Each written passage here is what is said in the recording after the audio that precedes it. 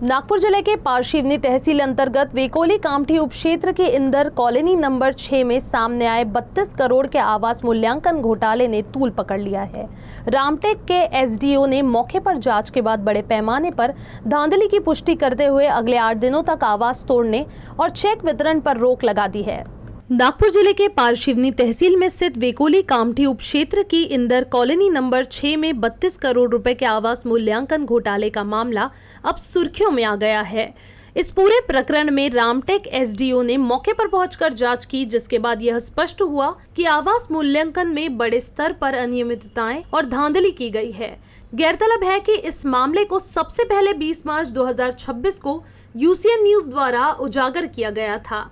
इसके बाद पूर्व विधायक डी मल्लिकार्जुन रेड्डी के अनुरोध पर प्रशासन ने 25 मार्च तक आवास तोड़ने और चेक वितरण की प्रक्रिया पर रोक लगा दी है।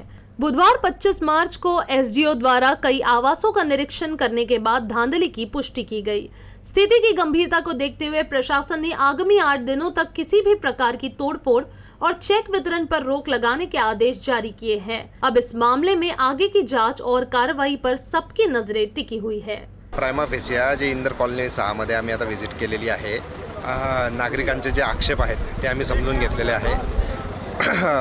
येत्या 8 दिवसांमध्ये त्यांचे जे आक्षेप आहेत त्यांनी जे तोंडी आमच्या समोर मांडलेले आहेत ते आम्ही पूर्ण एकदा प्रकरण पूर्ण व्हेरीफाय करून नंतर परत यांच्या समोर आम्ही पुढच्या 8 ते 10 दिवसांमध्ये या सर्व गोष्टी समोर ठेवू। याच्यामध्ये आम्ही वरिष्ठांशी बोलून तर त्या पद्धतीचे निर्देश आम्ही वरिष्ठांपर्यंत हे सगळं प्रकरण आम्ही सांगू आणि त्यानंतरच पुढच्या गोष्टी ज्या आहेत त्या सुरू होतील। जो दिख रहा है रिकॉर्ड पे वो यहाँ ज़मीन पे है ही नहीं। उसमें से 1-2 मकान तो ऐसे निकले कि मकान ही नहीं है और पैसे वितरण हो गया।